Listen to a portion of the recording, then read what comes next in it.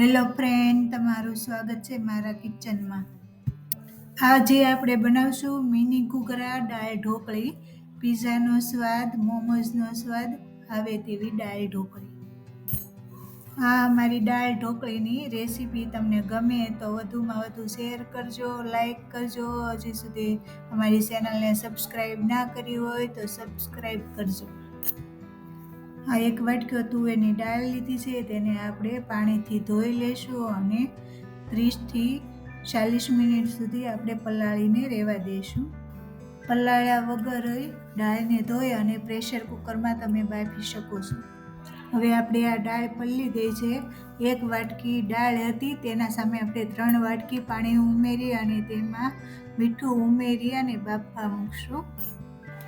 Mini ઘૂઘરા ઢોકળીના મસાલા માટે અડધી વાટકી ચોપ કરેલા ગાજર, અડધી વાટકી ચોપ કરેલા કેપ્સિકમ, 1 વાટકી ઝીણા કટ કરેલા મકાઈના દાણા આપણે એક બાઉલમાં ઉમેરશું. તેમાં ½ ટીસ્પૂન મીઠું ઉમેરી મીઠું મિક્સ કરી અને મસળીને આપણે એક વાટકીમાં બધું પાણી નિતારી લેશું.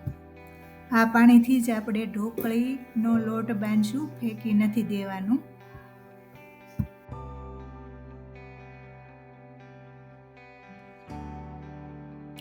ઢોકળીનો આપણે લોટ બાંધી લેશું. એમાં આપણે 1 વાટકી ઘઉંનો ઝીણો લોટ લેશું, અડધી વાટકી ચણાનો લોટ લેશું, ½ ટીસ્પૂન હળદર, ½ ટીસ્પૂન લાલ મરચાંનો પાવડર, સ્વાદ અનુસાર મીઠું, 1 સ્પૂન ધાણા જીરું પાવડર, ½ ટીસ્પૂન અજમો સોળે અને તેમાં ઉમેરશું 1 સ્પૂન તેલ ઉમેરશું.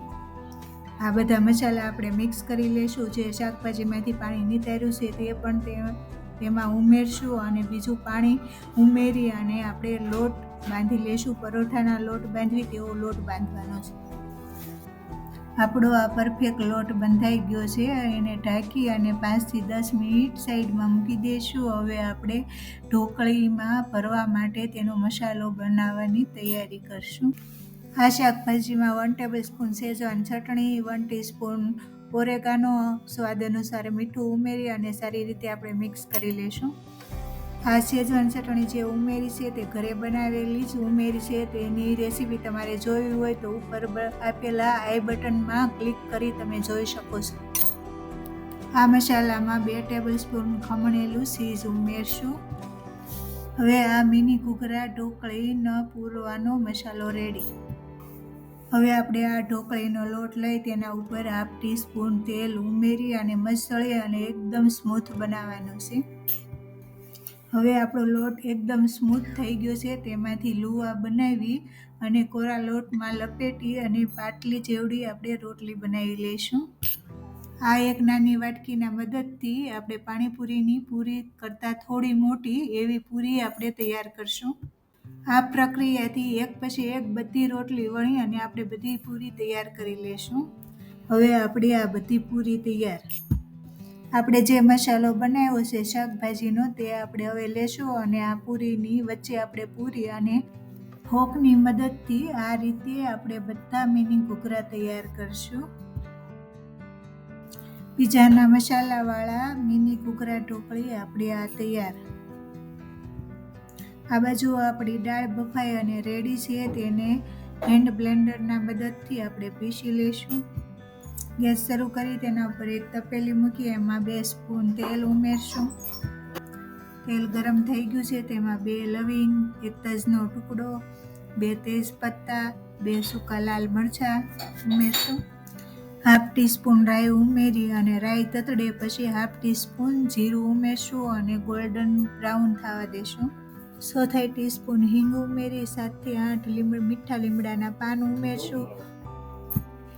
આ વઘારમાં ક્રશ કરેલા અડધી વાટકી આપણે કાંદા ઉમેરી અને તેને સાતળશું. કાંદા સાતળાઈ જાય તેમાં 1 સ્પૂન આદુનો પેસ્ટ, 1 સ્પૂન લીલા મરચાંનો પેસ્ટ ઉમેરશું. 1 વાટકી ટમેટાની પ્યુરી ઉમેરી તેને પણ સાતળશું. 1 સ્પૂન હળદર, 1 સ્પૂન લાલ મરચું પાવડર ઉમેરશું. આ બધા મસાલા સાતળાઈ ગયા છે. તેમાં આપણે બાફેલી દાળ ઉમેરશું. બાફેલી દાળ છે તેના જેટલું આપણે પાણી બીજું ઉમેરવાનું છે. અત્યારે આપણે ઘાટી દાળ નથી રાખવાની, આ રીતની પતલી દાળ રાખવાની છે. દાળ ઉકળે અને આપણે તેમાં ઢોકળી બાફા મૂકશું અને ઢોકળી પાકશે એટલે દાળ આપણી ઘાટી થઈ જશે. ઢોકળીની દાળ ખાટી મીઠી સરસ લાગે છે તો આપણે તેમાં અડધી વાટકી આ ગોળ ઉમેરશું. 1 સ્પૂન ધાણા જીરું પાવડર, સ્વાદ અનુસાર મીઠું ઉમેરશું. હવે આપણી આ દાળ ઉકળવા માંડી છે તેમાં એક પછી એક આપણા મિની ઘૂઘરા ઉમેરશું. દાળ ઉકળવા માંડે પછી તમારે ઢોકળી ઉમેરવાની છે અને થોડી થોડી ઢોકળી ઉમેરતા જવાનું અને હલાવતું જવાનું છે. દાળ ઉકળ્યા પહેલાં તમે ઢોકળી ઉમેરશો તો એકબીજા સાથે ચીપકી જશે અને પરફેક્ટ બનશે નહીં. હવે 10 મિનિટ સુધી આપણે દાળની અંદર આપણે ઢોકળીને પકાવવાની છે. દાળ નીચે અને ઢોકળી ઉપર, તો આ ઢોકળી બરાબર પાકી નથી. ઢોકળી પાકશે એટલે તે નીચે વહી જશે એટલે પરફેક્ટ આપણી ઢોકળી પાકી જાય છે. આ આપણી ઢોકળી એકદમ પરફેક્ટ કૂક થઈ ગઈ છે. હવે આપણી આ દાળ ઢોકળી રેડી. હવે આપણે એક સર્વિંગ પ્લેટમાં કાઢી લેશું અને લીલા કટ કરેલા ધાણાથી આપણે ગાર્નિશિંગ કરશું. મોઢામાં મૂકતા મોમોઝ જેવી અને પીઝાના સ્વાદવાળી અમારી આ દાળ ઢોકળીની રેસીપી ગમી હોય તો કોમેન્ટ કરજો અને આવી અવનવી રેસીપી તમારે જોવી હોય તો અમારી ચેનલમાં જઈ તમે જોઈ શકો છો.